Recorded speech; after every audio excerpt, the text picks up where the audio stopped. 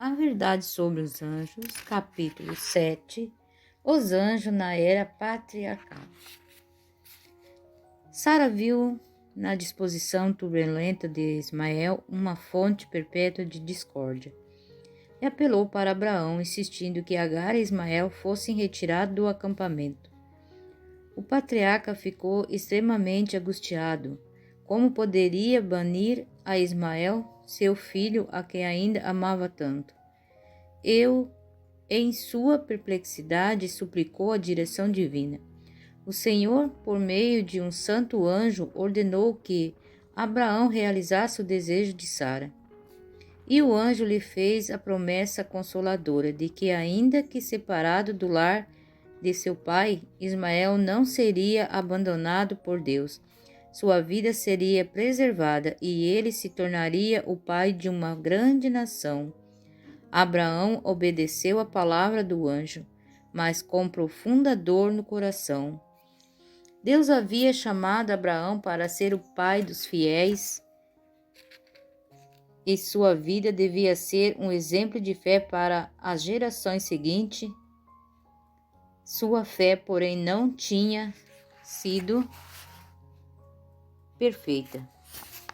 Para que atingisse o mais elevado norma, Deus as sujeitou a outra prova, a mais severa que ser humano já foi chamado a suportar. Em visão noturna foi-lhe determinado que se dirigisse à terra de Moriá e ali oferecesse seu filho em holocausto sobre um monte que seria mostrado. A ordem foi expressa em palavras que devem ter torturado de forma angustiante o coração daquele pai. Pegue o seu filho, seu único filho Isaque, a quem você ama, e ofereça-o em holocausto. Isaque era para ele a luz do lar, a consolação da velhice, acima de tudo, o herdeiro da bênção prometida. Satanás estava a postos para sugerir que ele devia estar enganando, pois a lei divina ordena: não matarás. E Deus não exigiria o que uma vez proibira. Saindo ao lado de sua tenda, Abraão olhou para o calmo resplendor do céu, sem nuvens, e lembrou-se da promessa feita quase 50 anos antes de que sua descendência seria numerosa como as estrelas. Se essa promessa devia se cumprir por meio de Isaque, como ele poderia ser morto? Abraão foi tentado a crer que devia estar iludido.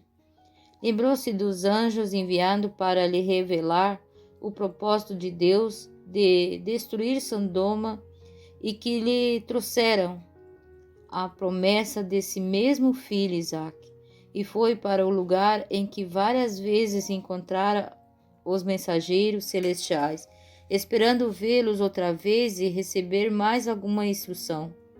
No entanto, nenhum veio em seu encontro, em seu socorro. Durante todo o dia, ele esperou que um anjo viesse abençoá-lo e confortá-lo, ou talvez revogar o mandamento divino, mas nenhum mensageiro de misericórdia apareceu.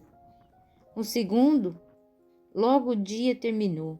Outra noite sem dormir foi gasta em humilhação e pressa e começou a jornada no terceiro dia. No lugar indicado, construíram o altar e sobre ele colocaram a lenha.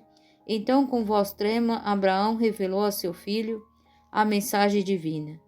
Foi com terror e espanto que Isaque soube de seu destino, mas não ofereceu resistência.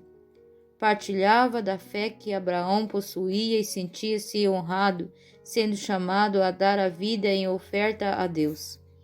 Então, as últimas palavras de amor foram proferidas, foram derramadas, as últimas largas, os últimos abraços foi dado. O pai levantou o cutelo para matar o filho, quando seu abraço subitamente foi detido. Um anjo de Deus chamou do céu o patriarca: Abraão, Abraão. Ele respondeu: Eis-me aqui. E de novo se ouviu a voz: Não estenda a mão sobre o menino, e não faça nada a ele, pois agora sei que você teme a Deus, porque não me negou o seu filho, o seu único filho. Deus entregou seu próprio filho para que morresse de forma dolorosa e humilhante. Aos anjos que testemunharam a humilhação e o sofrimento do Filho de Deus, não foi permitido intervir, como no caso de Isaque. Não houve nenhuma voz chamando: chega, para salvar a raça decaída. O Rei da Glória rendeu a vida. Seres celestiais foram testemunhas daquela cena em que a fé de Abraão e a submissão de Isaque foram provadas. O céu inteiro contemplava com espanto, admiração e estrita obediência de Abraão. O céu todo aplaudiu sua fidelidade. As acusações de Satanás demonstraram-se falsas. Tinha sido difícil mesmo para os anjos compreender o mistério da redenção, isto é, entender que o comandante do céu, o Filho de Deus, devia morrer pelos seus seres humanos, culpado. Quando foi dada a Abraão a ordem para oferecer seu filho, despertou-se o interesse de todos os seres celestiais com extrema ansiedade. Observavam cada passo no cumprimento daquela ordem. Quando Isaque perguntou: onde está o cordeiro para o holocausto? Abraão respondeu: Deus proverá para si o cordeiro. E quando a mão do pai foi detida, estando a ponto de matar seu filho, e fora oferecido o carneiro que Deus proverá em lugar de Isaque, derramou-se então luz sobre o ministério da redenção. Até mesmo os anjos compreenderam mais claramente a maravilhosa providência que Deus tomara para a salvação do ser humano. O casamento de Isaque. Para Abraão, escolher uma esposa para seu filho era assunto de uma importância, pois queria que ele se casasse com uma mulher que não afastasse de Deus. Confiando na sabedoria e o amor de seu pai, Isaque estava satisfeito com a entrega desta questão a ele, crendo também que o próprio Deus dirigia a escolha a ser feita. O patriarca se lembrou dos parentes de seu pai na Mesopotâmia. Abraão confiou esse importante assunto ao mais antigo servo, homens consagrado de experiência e bom senso, que lhe havia servido fielmente e por muitos anos. O Senhor Deus do céu, disse ele, que me tirou da casa de meu pai e da terra dos meus parentes, enviará a seu anjo diante de você. O mensageiro partiu imediatamente, chegando a Harã, a cidade de Noar, parou de lado de fora dos muros, perto do poço, aonde vinha uma mulher do lugar à tarde para buscar a água. Lembrando-se das palavras de Abraão e de que Deus enviaria com ele seu anjo, orou fervorosamente, pedindo uma direção clara. Na família de seu senhor, ele estava acostumado prática constante de bondade e hospitalidade, então pediu que um ato de cortesia indicasse a jovem que Deus escolhera. Assim que ele acabou de orar, a resposta foi dada. Entre as mulheres que estavam reunidas junto ao poço, os gestos corteses de uma delas, Rebeca, atraíram sua atenção. Quando ela ia se retirando do local, o estranho foi ao seu encontro, pedindo um pouco de água do cântaro que estava sobre os ombros dela. O pedido recebeu amável resposta, e ela também se ofereceu para tirar água para os camelos.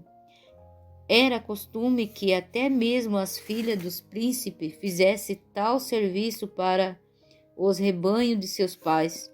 Assim foi dado o sinal desejado. Abraão morava em Berseba, e Isaque, que estivera cuidando dos rebanhos nos territórios circunvizinhos, voltara à tenda de seu pai a fim de esperar a chegada do mensageiro que voltava de Arã. A cair da tarde, Isaque saiu para meditar no campo. O servo contou a Isaque todas as coisas que havia feito. Isaque a conduziu até a tenda de Sara, a mãe dele. Ele tomou Rebeca e esta se tornou sua mulher, e ele o amou. Jacó e Esaú. Jacó e Esaú, os filhos gêmeos de Isaque, apresentam um notável contraste, tanto no caráter quanto na vida. Essa dessemelhança foi predita pelo anjo de Deus antes de seu nascimento. Quando, em resposta à aflita oração de Rebeca, ele declarou que 2 filhos lhe serão dados, revelou-se a história futura de ambos, de que cada um se tornaria um progenitor de uma poderosa nação, mas que um seria maior do que o outro, e que o mais novo teria preeminência. Isaque declarou que Saul, como o mais velho, era o que tinha direito à primogenitura. Esaú, porém, não tinha amor à devoção e nem inclinação para uma vida religiosa. Rebeca lembrava-se da palavra do anjo. Está convicta do que a herança da promessa divina se destinava a Jacó. Ela repetia a Isaque as palavras do anjo, mas as afeições do pai centralizavam-se no filho mais velho, e ela era inabalável em seu propósito.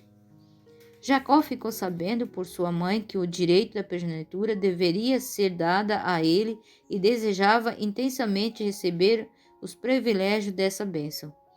Não era a posse de riqueza de seu pai o que ele desejava.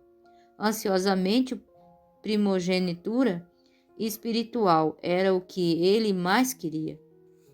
Ao voltar para casa certo dia, depois da caçada, com muita fome e cansado, Esaú pediu o alimento que seu irmão estava preparando.